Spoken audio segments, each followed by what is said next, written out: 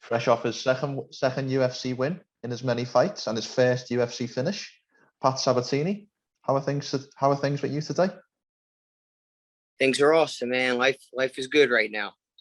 Superb. Let's talk about the fight, because the first question I want to get off the bat is, when you done your interview with Paul Felder, you seemed a little bit disappointed with your performance.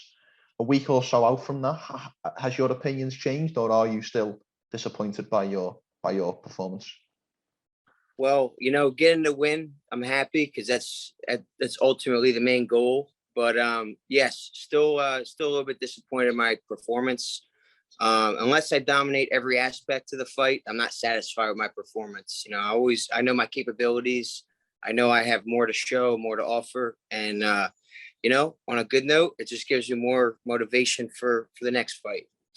Listen, if you can finish someone within 2 minutes of a fight and be disappointed, that A, shows your ambition, and B, shows where you believe your skill set to be. Yes, sir, man. Absolutely. Let's talk about the finish, because obviously a heel hook is a little bit of a rare submission. We don't see a ton in the way we see rear nakeds or whatever. Talk to me about the finish and your feelings after that. Absolutely, man. Like years ago, I was at a grappling tournament, and I actually grappled against Gordon Ryan, and I got caught in that move, and my knee popped. I was out a little bit for the injury. But after that, I was like, you know what? I have to somehow like learn this system of leg locks, because I know jiu-jitsu to a good degree, but the art of leg locks, it's definitely like an art within itself. Yeah. So, I like for about 3-4 months, I started studying these leg locks. And since then, man, I've actually finished 3 of my fights, including the one last weekend, with the same move. I was going to ask you about that, because I looked on your record and there's 3 heel hook finishes on there, all in the first round of memory serves. So do you feel like there's something with your body type or with your skill set that makes the heel hook more accessible to you, or is it just pure training? I think it's just pure training. Like, it's not something, to be honest with you, it's not something I like look for when I go in there. Ultimately, I like to be on top, but I feel like for the most part with that particular move, it's from the bottom. I get that move, but I usually use the leg lock to either get a sweep or something. But if it's there, why not finish it, right? Yeah, of course, because there's that moment in the fight where you've got the leg lock and Emmers goes for the toe hold of memory serves, and I think one of the commentators make a note of like, a leg lock's much more dangerous than a toe hold. So you would obviously get the advantage there, and obviously could subsequently get the finish.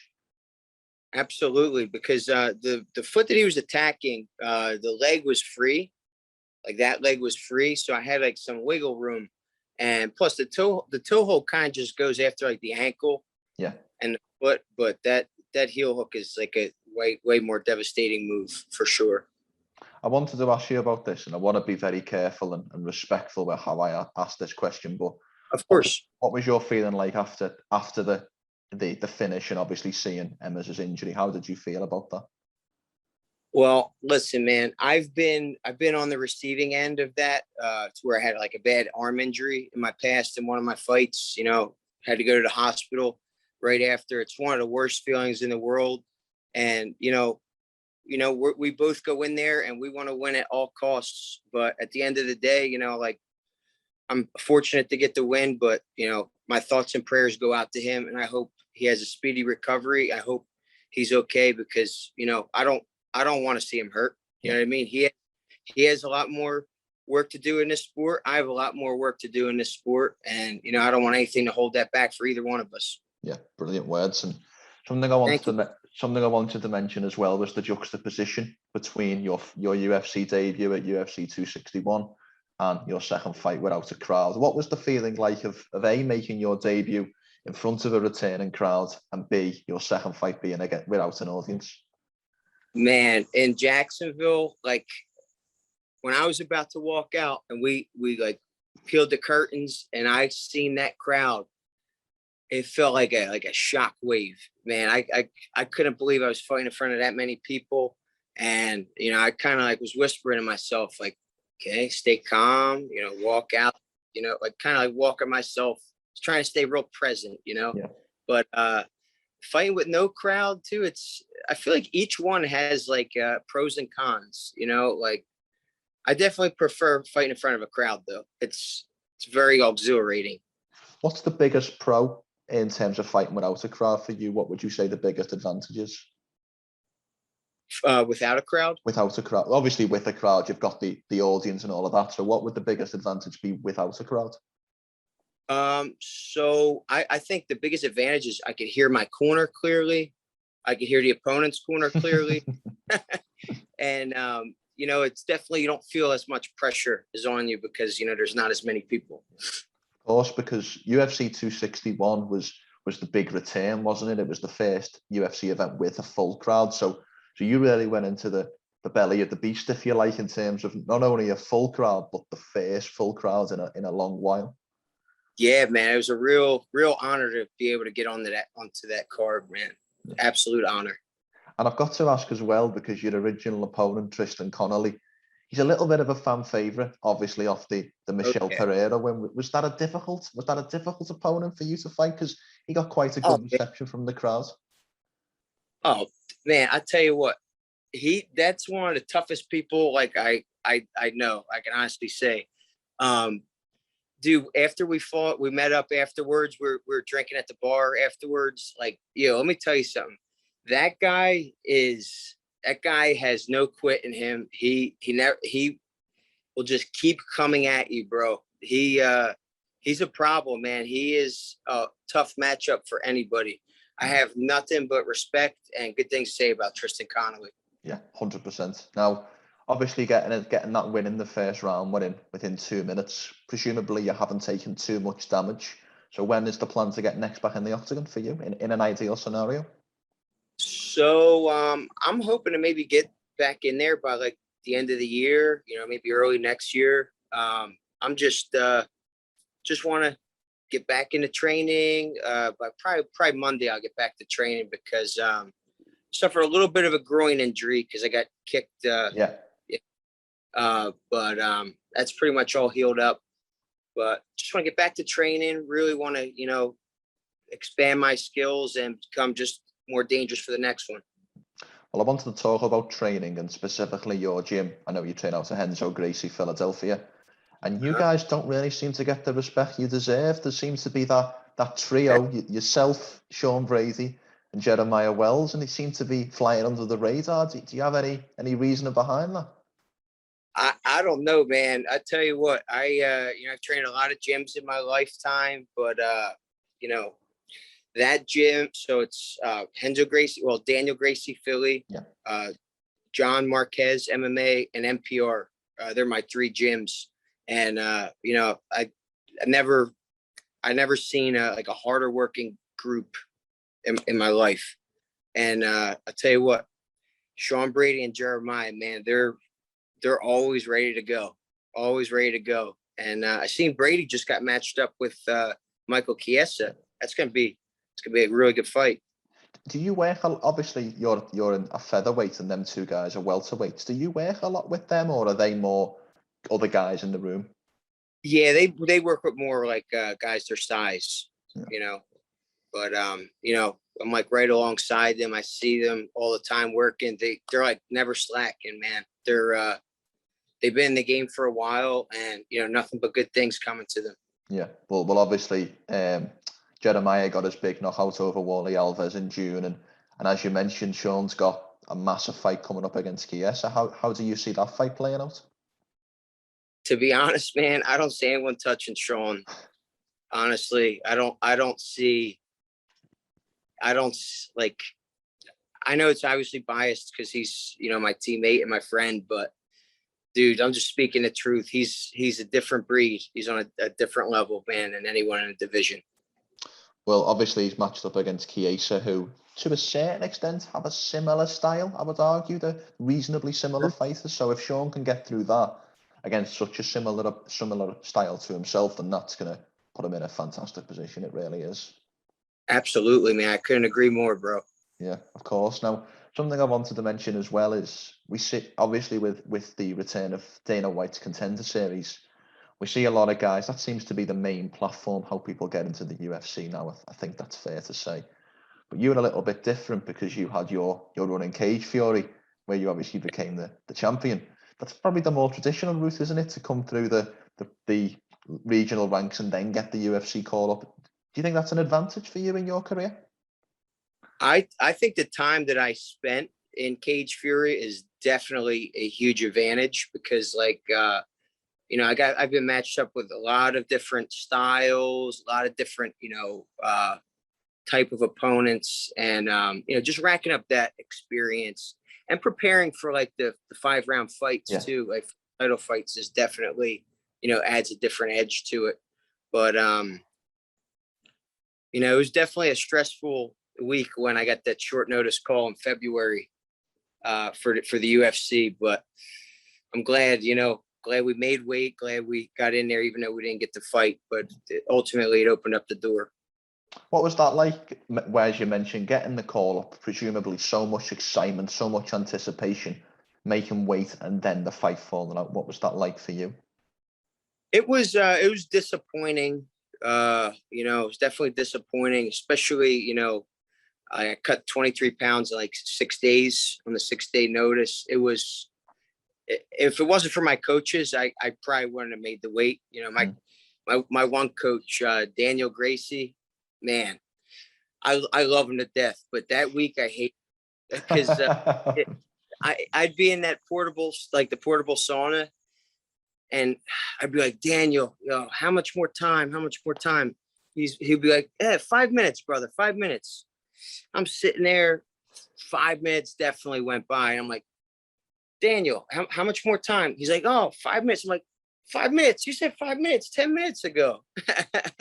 But we got that done. But yeah, it was disappointing because the opponent missed weight by so much.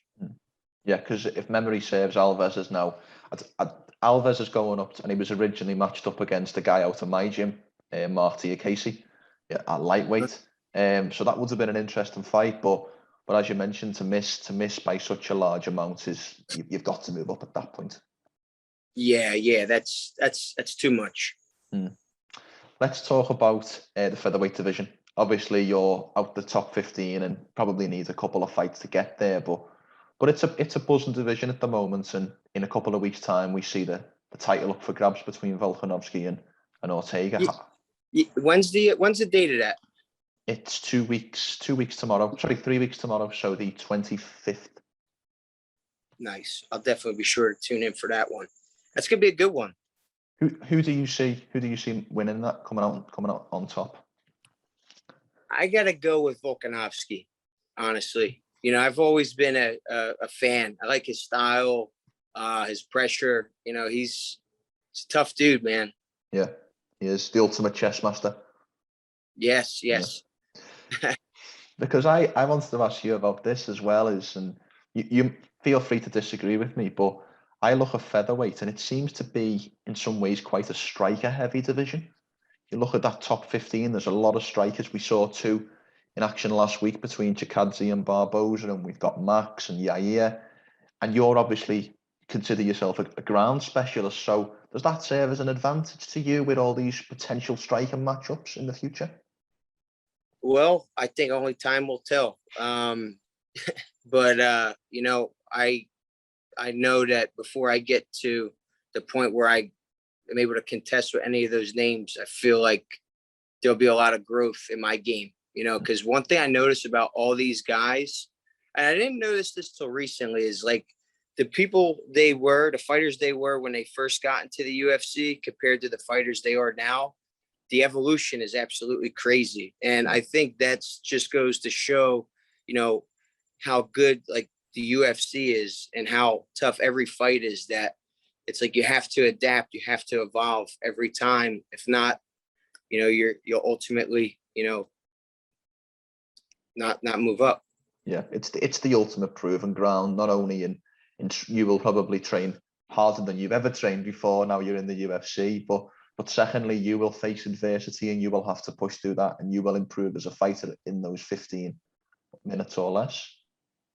Yes, sir. You're absolutely right. Yeah, it's as you mentioned, it's the Premier division, but obviously you mentioned the 25 minutes in cage fury. That's got to serve as an advantage because obviously the fight didn't go there, but you know that you can prepare for a 25-minute camp.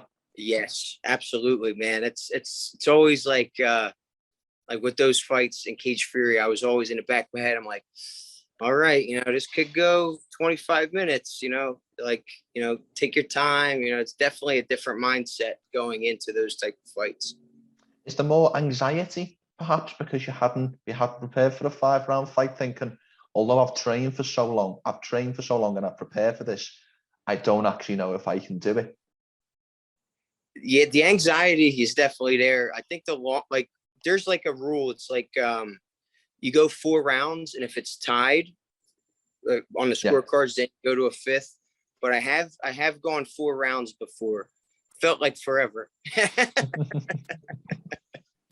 Well, listen, Pat, we've seen virtually your first year in the UFC ranks. 2021's been a great year with two wins. Where would you like to be? We are in early September now, 2021. Where do you want to be in the next 12-month period? Where do you want to be come the 1st of September, 2022? And man, I'd be so happy to be like in the top 15, top 20 by then. I'll do whatever it takes. And, I thought I was motivated before, but the motivation has magnified. How obviously it's early days, you're only two fights into your UFC career, but how many fights do you think how many fights do you think you are away from a ranking, if you had to give a loose prediction? I have no idea. Maybe like 3, 4. I have no idea. I guess they depends how they go, right? Of course, yeah. 4 unanimous decision wins or 4 first-round knockouts can make all the difference. That's the truth, brother. Superb. Well, I very much thank you for your time and very much enjoyed watching you last week and can't wait for the next one. Absolutely, man. Can't wait. I can't wait. And I appreciate you having me on here, man. Great conversation. I really appreciate it, brother. No problem. I'd love to do it again sometime before the next one. Be my honor, brother. Before we finish, Pat, how can people find you on social media? Patrick Sabatini _MMA and Patrick Sabatini on Facebook. And for one final question, the floor is yours. Anything you want to say, sign off with, sponsors you want to plug, the floor is yours. I just want to throw 3 plugs out there for my sponsor, Game Face Wipes. They're having a sale right now. It's on my Instagram, so check that out. Noble Nation, best, in my opinion, the best gear out there, best apparel, clothing line, and Rego Meal Preps. If it wasn't for them, I don't think 145 would be seen on the scale. 185, perhaps. Who knows, man? Well, as I said just then, thank you very much for your time today, Pat. Brother, thank you so much. I appreciate it.